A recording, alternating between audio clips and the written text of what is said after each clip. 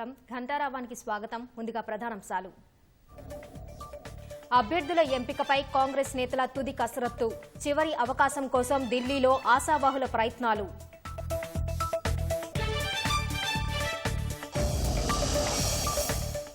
ఈ నెల 15 లేదా 16న భాజపా అభ్యర్థుల తొలి జాబితా. 3 దఫాలుగా 119 మంది అభ్యర్థుల ప్రకటన. కేసీఆర్ నిర్ణయాలతో భాగ్యనగరం విశ్వనగరంగా మారిందన్న కేటీఆర్. రానున్న రోజుల్లో మరింత అభివృద్ధి చేస్తామని ధీమా.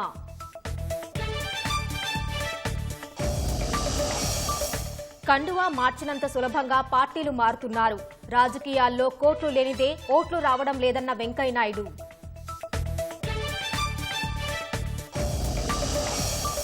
ఆఫ్ఘనిస్తాన్లో పెను విధ్వంసం సృష్టించిన భూకంపం. 2000 దాటిన మృతుల సంఖ్య.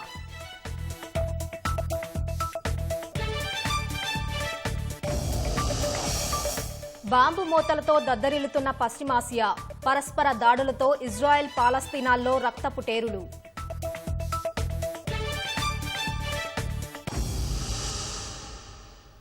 కాంగ్రెస్ అభ్యర్థుల ఎంపికపై స్క్రీనింగ్ కమిటీ ప్రత్యేక దృష్టి సారించింది.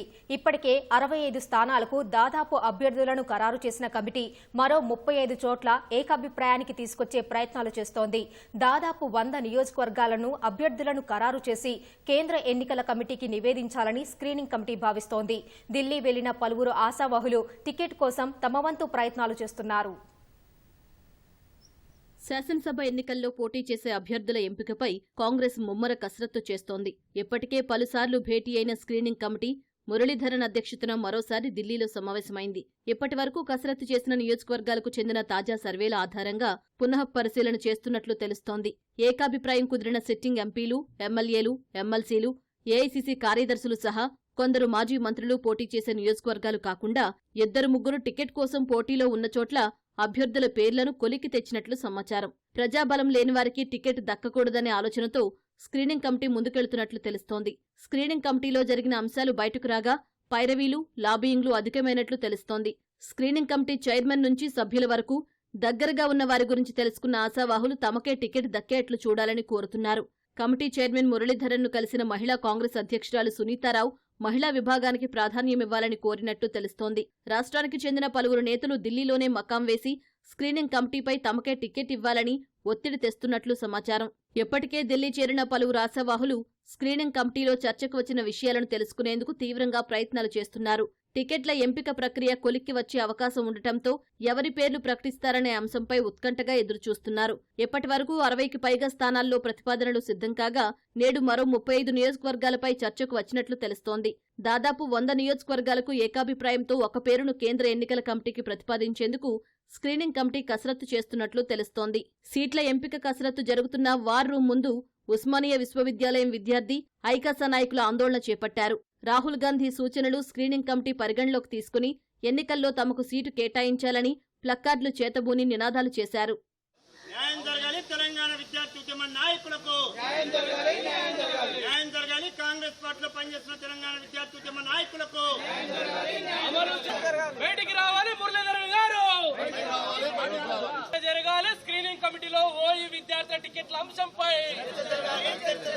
చర్చ జరగాలి. ఓయి విద్యార్థి టికెట్ అంశంపై స్క్రీనింగ్ కమిటీలో రాహుల్ గాంధీ, సోనియా గాంధీ. రాష్ట్రంలో బస్సు యాత్రకు కాంగ్రెస్ సిద్దమవుతోంది. ప్రియాంక గాంధీ చేతుల మీదుగా ప్రారంభం కానున్న ఆ బస్సు యాత్ర ద్వారా ప్రచారాన్ని మొదలు పెట్టనున్నట్లు తెలుస్తోంది. ఈ నెల 15 నుంచి వారం పాటు రాష్ట్ర వ్యాప్తంగా బస్సు యాత్ర ఉంటుందని పార్టీ వర్గాలు వెల్లడిస్తున్నాయి.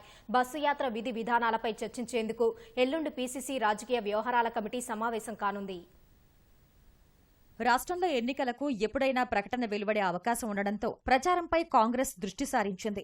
అగ్ర నాయకులతో రాష్ట్ర వ్యాప్తంగా బస్ యాత్ర చేపట్టాలని నిర్ణయించింది. 4 రోజుల క్రితం సమావేశమైన రాష్ట్ర వ్యవహారాల ఇన్ఛార్జ్ మాణిక్రావు ఠాక్రే, పీసీసీ అధ్యక్షుడు రేవంత్ రెడ్డి, సీఎల్పీ నేత భట్టి విక్రమార్క, కాంగ్రెస్ రాజకీయ వ్యూహకర్త సునీల్ కనుగోలు దాదాపు 4 గంటల పాటు బస్ యాత్రపై చర్చించారు. బస్ యాత్ర ద్వారా కలిగే ప్రయోజనాలు, ఏ ప్రాంతాల్లో ఉండాలి, ఎక్కడ కార్నర్ సమావేశాలు నిర్వహించాలి అనే అంశాలపై చర్చించారు.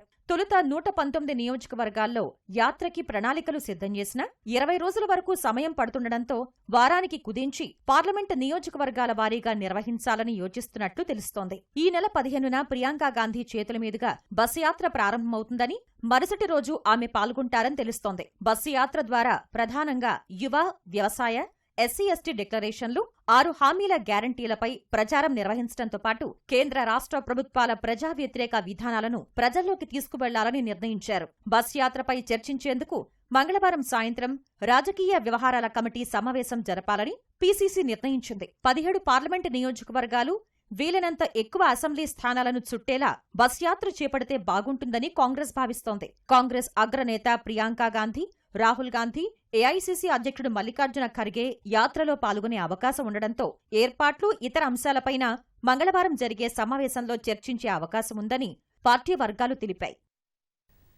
అసెంబ్లీ ఎన్నికలకు నగారా మోగనుండడంతో అభ్యర్థుల ఎంపికపై భాజపా ప్రత్యేకంగా దృష్టి సారించింది. ఏకాభిప్రాయం ఉన్న 40 మందితో కూడిన జాబితాను అధిష్టానానికి రాష్ట్ర నాయకత్వం పంపించింది. ఈ నెల 15 లేదా 16న 38 మందితో కూడిన తొలి అభ్యర్థుల జాబితాను విడుదల చేయనున్నట్లు తెలిపిన పార్టీ వర్గాలు 3 జాబితాల్లో 119 మంది అభ్యర్థులను ప్రకటించనున్నట్లు తెలిపాయి. ఏకాభిప్రాయం కుదరని మిగతా స్థానాలపై కసరత్తు ముమ్మరం చేసినట్లు వివరించాయి. షెడ్యూల్కు ముందే అగ్రనేతలతో ఒక దఫా ప్రచారం పూర్తి చేయాలని కమలం పార్టీ భావిస్తోంది. 2 సార్లు రాష్ట్రానికి వచ్చిన ప్రధాని మోదీ భారాస, కాంగ్రెస్పై విమర్శలు గుప్పించారు. భాజపా రాష్ట్ర కౌన్సిల్ సమావేశానికి హాజరైన జేపీ నడ్డా ఎన్నికల సమాయత్తంపై శ్రేణులకు దిశానిర్దేశం చేశారు. ఎల్లుండి ఆదిలాబాద్లో జనగర్జన సభకి కేంద్ర హోంమంత్రి అమిత్ షా హాజరు కానున్నారని పార్టీ వర్గాలు తెలిపాయి. ఆ సభ తర్వాత అమిత్ షా మేధావులతో సమావేశం కానున్నట్లు సమాచారం. 100 ఏళ్ల ముందు చూపుతో సీఎం కేసీఆర్ తీసుకున్న విప్లవాత్మక నిర్ణయాలతో హైదరాబాద్ విశ్వనగరంగా అవతరించిందని మంత్రి కేటీఆర్ పునరుద్ఘాటించారు.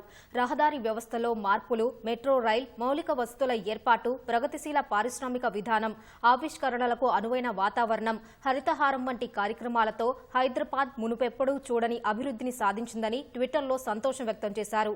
రాష్ట్రానికి గుండెకాయ వంటి భాగ్యనగరాన్ని రానున్న రోజుల్లో మరింత అభివృద్ధి చేస్తామని కేటీఆర్ హామీ ఇచ్చారు. పేదల కోసం వివిధ రకాల వైద్య సేవలు అందిస్తున్న గాంధీ ఆసుపత్రిలో మరో విభాగం అందుబాటులోకి వచ్చింది. 5 కోట్ల వ్యయంతో గాంధీ ఆసుపత్రి ఎంసీహెచ్ బ్లాక్లో సంతాన సాఫల్య కేంద్రాన్ని ఏర్పాటు చేశారు. ఈ కేంద్రాన్ని తెలంగాణ హోంమంత్రి మహమూద్ అలీ ప్రారంభించారు. పేదలకు ఖరీదైన వైద్యాన్ని ఉచితంగా అందించేందుకు సర్కార్ అనునిత్యం కృషి చేస్తోందని ఈ సందర్భంగా మంత్రి చెప్పారు.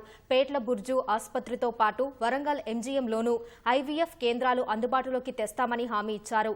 ముఖ్యమంత్రి కేసీఆర్ నిర్దేశంలో తెలంగాణ వైద్య రంగంలో విప్లవాత్మకమైన మార్పులు వచ్చాయని మహమూద్ అలీ తెలిపారు. ఐవీఎఫ్ సెక్షన్ చాలా ఇంపార్టెంట్ ఉంది. మా ఆనరబుల్ సీఎం గారు 15 crore రూపీస్ శాంక్షన్ చేశారు. 5 crore గాంధీ హాస్పిటల్లో రెడీ అయింది. ఈరోజు ఇనాగ్రేషన్ చేశారు. మా పేట్లాపురుజ్ హాస్పిటల్ भी स्टार्ट చేస్తున్నారు. और हमारे पास अच्छे से अच्छे हॉस्पिटल बनाने के लिए ऑनरेबल सीएम साहब ने इनाग्रेशन किया है. 5 मल्टी स्पेशलिटी हॉस्पिटल के लिए फाउंडेशन भी डाला गया है और बहुत जल्द वो बिल्डिंगें बनने के बाद लोगों को बड़ी सहूलत होगी. और ये आज का जो सेंटर है जिससे आईवीएफ से बहुत बड़ा फायदा होगा. హైదరాబాద్ ప్రజా సమస్యలు పరిష్కరించడంలో భారాస ప్రభుత్వం పూర్తిగా విఫలమైందని భాజపా రాష్ట్ర అధ్యక్షుడు కిషన్ రెడ్డి విమర్శించారు. హైదరాబాద్లోని వేల కాలనీల్లో సరైన రోడ్లు, పారిశుద్ధ్యం, తాగునీరు వసతులు లేవని ధ్వజమెత్తారు. లాలపేట్ సత్యనగర్ అప్రోచ్ రోడ్డును ప్రారంభించిన కిషన్ రెడ్డి ఈ రోడ్డు పూర్తి కావడం వల్ల సత్యనగర్, ఇందిరానగర్, శ్రీపూరి కాలనీ, లక్ష్మీనగర్, కృష్ణనగర్ కాలనీల ప్రజలు కష్టాలు తీరతాయన్నారు. భారాస ప్రభుత్వం మెయిన్ రోడ్ల మీద ఫ్లైఓవర్లు కడుతూ హైదరాబాద్ మొత్తం సింగపూర్, డల్లాస్ అయినట్లు ప్రజలను మభ్యపెడుతోందన్నారు. హైదరాబాద్ లో సుమారు 10 లక్షల మంది డబుల్ బెడ్రూమ్ ఇండ్ల కోసం దరఖాస్తు చేసుకుంటే 100 మందికి ఇండ్లు రాలేదన్నారు. సంక్షేమ పథకాలను భారాస కార్యకర్తలకు తప్ప ఎవరికీ రావడం లేదని కిషన్ రెడ్డి ఆరోపించారు. ఈరోజు హైదరాబాద్ చుట్టుపక్కల regional ring road RRR road 26,000 కోట్ల రూపాయలతో కేంద్ర ప్రభుత్వం మంజూరు చేసింది. నరేంద్ర మోడీ గారు మంజూరు చేశారు. రింగ్ రైల్ ను కూడా ప్రధానమంత్రి గారు మంజూరు చేశారు. నేను ఈ సందర్భంగా ప్రభుత్వాన్ని కోరుతా ఉన్నాను, వెంటనే యుద్ధ ప్రాతిపదిక మీద భూ సేకరణలో కూడా నరేంద్ర మోడీ గారి ప్రభుత్వము 50% నిధులు ఇస్తుంది. ఏ మాత్రం ఆలస్యం చేయకుండా రీజనల్ రింగ్ రోడ్డుకు కావలసినటువంటి భూసేకరణల విషయంలో రాష్ట్ర ప్రభుత్వం సహకరించాలి. జనగామ జిల్లా స్టేషన్ గన్పూర్ ఎమ్మెల్యే రాజయ్య నియోజకవర్గ రాజకీయాలపై చేసిన వ్యాఖ్యలు చర్చనీయాంశంగా మారాయి.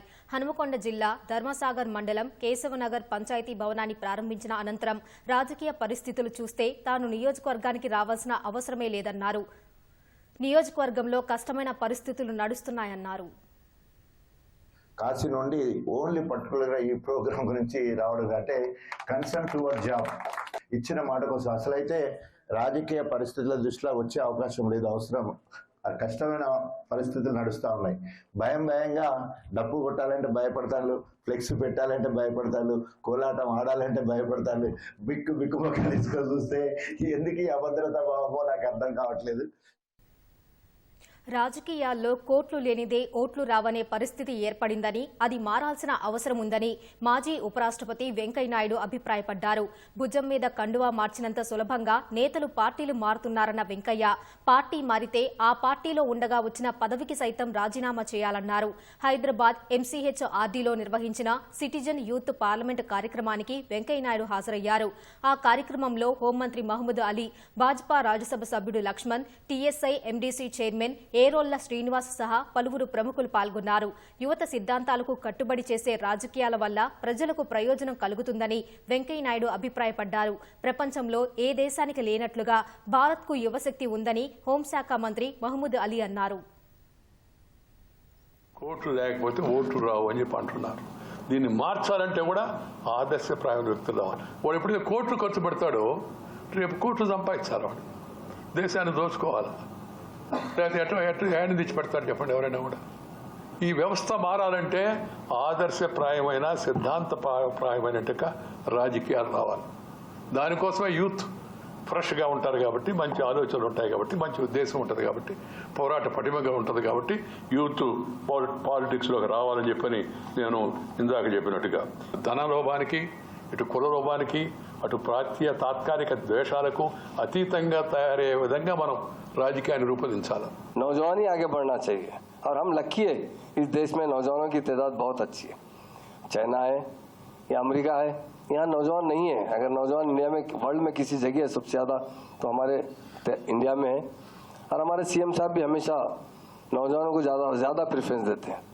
कई MLA हमारे पास, कई MPs है और हमेशा एक बात कहते हैं हमारे चीफ मिनिस्टर भी साहब भी कि जो इंसान पॉलिटिक्स में आता है तो सबसे पहले उसको अपने वतन से मोहब्बत होना चाहिए, दूसरी वतन में बसने वालों से मोहब्बत होना. ఏటా 2 సార్లు నిర్వహించాలని నిర్ణయించిన 10, 12వ తరగతి బోర్డు పరీక్షల విషయమై కేంద్ర విద్యాశాఖ మంత్రి ధర్మేంద్ర ప్రధాన్ కీలక ప్రకటన చేశారు.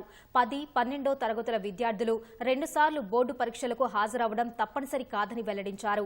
ఇంజనీరింగ్ ఎంట్రన్స్ పరీక్ష JEE మాదిరిగానే వీటి నిర్వహణ ఉంటుందని స్పష్టం చేశారు.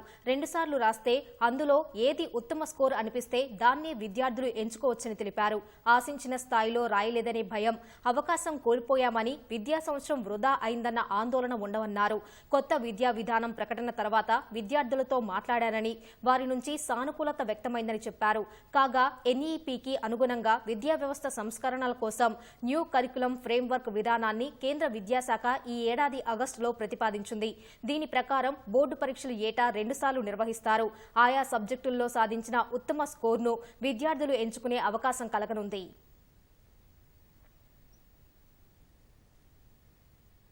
పశ్చిమాసియా వరుసగా 2వ రోజు బాంబు మోతలతో దద్దరిల్లుతోంది. ఇజ్రాయెల్, పాలస్తీనా మధ్య యుద్ధ జ్వాలలు ఎగిసిపడుతున్నాయి. పాలస్తీనా మిలిటెంట్ సంస్థ హమాస్ మెరుపు దాడులకు ఇజ్రాయెల్ ధీటుగా బదిలిస్తోంది. హమాస్ దాడుల్లో ఇప్పటివరకు 500 మందికి పైగా ఇజ్రాయెల్ పౌరులు, సైనికులు మరణించారు. ఇజ్రాయెల్ వైమానిక దాడుల్లో 300 మందికి పైగా పాలస్తీనా వాసులు ప్రాణాలు కోల్పోయారు. ఇజ్రాయెల్, పాలస్తీనా దేశాల్లో రక్తపుటేరులు పారుతున్నాయి. పరస్పర దాడుల్లో వందలాది మంది పౌరులు బలవుతున్నారు. పాలస్తీనాకు చెందిన హమాస్ మిలిటెంట్లు శనివారం గాజా స్ట్రిప్ నుంచి ఇజ్రాయెల్ పైకి వేలాది రాకెట్లు ప్రయోగించారు. వెంటనే గాజా గుండా భూ, వాయు, సముద్ర మార్గాల్లో పెద్ద సంఖ్యలో చొరబడి విధ్వంసం సృష్టించారు. ఇజ్రాయెల్ పట్టణాల్లో హమాస్ మిలిటెంట్లు తుపాకులతో స్వైర విహారం చేశారు. ఇజ్రాయెల్ పట్టణాలు, నగరాల్లో 22 చోట్ల హమాస్ ఉగ్రవాద బృందాలకు ఇజ్రాయెల్ సైన్యానికి మధ్య పోరు సాగింది. అయితే 14 ప్రాంతాలను ఇజ్రాయెల్ సైన్యం తిరిగి స్వాధీనం చేసుకుని ముష్కరులను మట్టుబెట్టింది. మరో 8 ప్రాంతాల్లో ఇప్పటికీ భీకర పోరు సాగుతోంది. 100 మందికి పైగా ఇజ్రాయెలీ సైనికులు, పౌరులు కిడ్నాప్ అయ్యారని అమెరికా రాయబార కార్యాలయం తెలిపింది. హమాస్ ముష్కరులు పలువురిని బందీలుగా చేసుకుని తిరిగి గాజాకు వెళ్లారని తెలుస్తోంది. వీరిలో మహిళలు, చిన్నపిల్లలు, వృద్ధులు అధికంగా ఉన్నారు. హమాస్ తీవ్రవాద దాడుల్లో ఇప్పటివరకు 300 మందికి పైగా ఇజ్రాయెల్ పౌరులు, సైనికులు మరణించారని, 1800 మందికి పైగా గాయపడ్డారని అమెరికా తెలిపింది. చాలా మంది పరిస్థితి తీవ్ర విషమంగా ఉంది. మృతుల సంఖ్య భారీగా పెరిగే అవకాశం ఉందని వెల్లడించింది. అకస్మాత్తుగా జరిగిన దాడి నుంచి తేరుకున్న ఇజ్రాయెల్ సైన్యం ముందుగా తమ భూభాగాన్ని తమ ఆధీనంలో తెచ్చుకునే చర్యలను వేగవంతం చేసింది. హమాస్ ముష్కరులను ఏరుపారేస్తూ ముందుకు సాగుతోంది. చొరబాటుదారుల ఏరివేత ఆపరేషన్ను ఇజ్రాయెల్ సైన్యం తీవ్రం చేసింది. గత కొన్ని దశాబ్దాల్లో ఎన్నడూ లేనంత స్థాయిలో సైన్యాన్ని మోహరించింది. ఇజ్రాయెల్ దక్షిణాది పట్టణాల్లో భారీ సంఖ్యలో చొరబడిన హమాస్ ఉగ్రవాదులను హతమారుస్తామని ఇజ్రాయెల్ భద్రతా దళాలు ప్రకటించాయి. తమ దేశంలో రక్తపు టేరులు పారించిన పాలస్తీనాపై ఇజ్రాయెల్ ఎదురుదాడికి దిగింది. దాడులకు మూల కేంద్రంగా ఉన్న గాజా స్ట్రిప్పై ఇజ్రాయెల్ వైమానిక దళం విరుచుకుపడింది. క్షిపణి దాడులతో విధ్వంసం సృష్టించింది. ఈ దాడుల్లో ఇప్పటివరకు 300 మందికి పైగా మరణించారు. 1700 మందికి పైగా గాయాలయ్యాయి. గాజా నుంచి పాలస్తీనా పౌరులు ఖాళీ చెయ్యాలని, అక్కడి ఉగ్ర రహస్య స్థావరాలను శిథిలాల కుప్పగా మారుస్తామని ఇజ్రాయెల్ సైన్యం ప్రకటించింది. తమ పౌరులను కాపాడుకోవడానికి ఏ చర్యలైనా చేపడతామని ఇజ్రాయెల్ తేల్చి చెప్పింది. తమ పౌరులను కాపాడుకోవడానికి అవసరమైన ఏ చర్యలకైనా వెనకాడబోమని ఐక్యరాజ్యసమితి భద్రతా మండలికి ఇజ్రాయెల్ ప్రతినిధి గలీద్ ఎర్డాన్ వెల్లడించారు. ప్రస్తుతం గాజా నుంచి జరుగుతున్న దాడుల నుంచి తమ దేశ సార్వభౌమాధికారాన్ని కాపాడుకుంటామని ఐక్యరాజ్యసమితికి స్పష్టం చేశారు. తాము యుద్ధంలో ఉన్నామని ఇజ్రాయెల్ ప్రధాని నెతన్యాహు ఇప్పటికే ప్రకటించారు. ఈ యుద్ధంలో తప్పకుండా గెలుస్తామని స్పష్టం చేశారు. అత్యున్నత సైనికాధికారులతో సమావేశమైన ఆయన చొరబాటుదారులను ఏరివేయాలని ఆదేశించారు. ఆ తర్వాత శత్రువు అంతు చూడాలని స్పష్టం చేశారు. మరెవరూ మిలిటెంట్ గ్రూప్లో చేరనంత స్థాయిలో ప్రతిఘటన ఉండాలని సూచించారు. హమాస్ భారీ తప్పిదానికి పాల్పడిందని, యుద్ధంలో తామే గెలుస్తామని ఇజ్రాయెల్ రక్షణ మంత్రి యోవ్ గ్యాలెంట్ స్పష్టం చేశారు. ఇప్పటికే రష్యా ఉక్రెయిన్ యుద్ధంతో అతలాకుతలమవుతున్న ప్రపంచానికి ఇజ్రాయెల్ పాలస్తీనా దాడులు మరో తలనొప్పిని తెచ్చిపెట్టాయి. 1973లో పొరుగు దేశాలతో ఇజ్రాయెల్ చేసిన యుద్ధానికి 50 ఏళ్లైన సందర్భంగా హమాస్ ఈ దాడికి దిగింది. తుర్కియే భూకంపాన్ని మర్చిపోకముందే పశ్చిమ ఆఫ్ఘనిస్తాన్లో సంభవించిన భారీ భూకంపం పెను విషాదాన్ని నింపింది. ఈ ప్రకృతి విపత్తు దాటికి ఇప్పటివరకు మృతుల సంఖ్య 2060 దాటింది. వేలాది మందికి తీవ్ర గాయాలయ్యాయి. వేలాది మంది ఇల్లు కోల్పోయి రోడ్డుపై పడ్డారు. హెరాత్ ప్రావిన్స్లోని ఆసుపత్రుల్లో మృత్యు ఘోషలు వినిపిస్తున్నాయి. అటు శిథిలాల కింద నుంచి ఓ చిన్నారిని రెస్క్యూ బృందం బయటకు తీసిన వీడియో దిగ్భ్రాంతికి గురిచేస్తుంది. ఆఫ్ఘనిస్తాన్లోని హెరాత్లో సంభవించిన భారీ భూకంపం పెను విషాదాన్ని మిగిల్చింది. గత 2 ఏళ్లలో ఆఫ్ఘాన్లో సంభవించిన వాటన్నింటిలోకెల్లా ఇదే అత్యంత ప్రమాదకరమైనదని ఆ దేశం ప్రకటించింది. తొలుత 6.3 తీవ్రతతో భూకంపం సంభవించింది. ఆ తర్వాత 5.3 కంటే ఎక్కువ తీవ్రతతో వరుస ప్రకంపనలు హెరాత్ ప్రావిన్సును వణికించాయి. 6 పెద్ద గ్రామాలు తీవ్రంగా ధ్వంసమయ్యాయి. వందలాది నివాసితులు ఇంకా కూలిన ఇళ్ల శిథిలాల కిందే చిక్కుకొని ఉన్నారు. 500 వరకు ఇళ్లు, భవనాలు నేలమట్టం అయినట్లు ప్రాథమికంగా గుర్తించారు. ప్రావిన్సులోని చాలా జిల్లాల్లో సమాచార వ్యవస్థ దెబ్బతింది.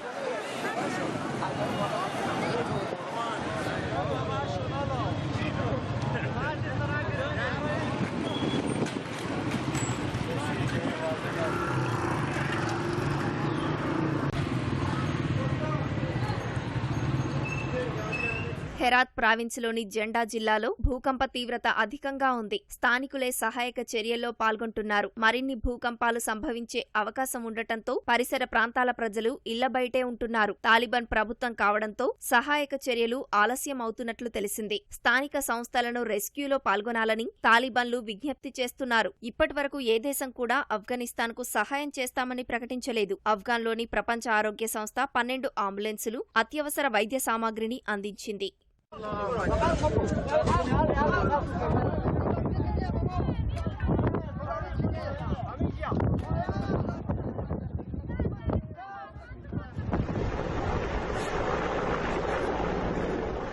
హెరాత్లోని ఓ ప్రాంతంలో శిథిలాల కింద నుంచి ఓ చిన్నారిని రెస్క్యూ బృందం బయటకు తీసింది. పూర్తిగా దుమ్ము ధూళితో మునిగిపోయిన ఆ చిన్నారిని చూస్తే గుండె తరుక్కుపోతోంది. బయటకు తీసిన తర్వాత ఆ చిన్నారి కళ్లు తెరిచింది. వెంటనే ఆమెను అధికారులు ఆస్పత్రికి తరలించారు. అయితే ఇప్పటి వరకు ఆ పసిపాప క్షేమ సమాచారం తెలియరాలేదు.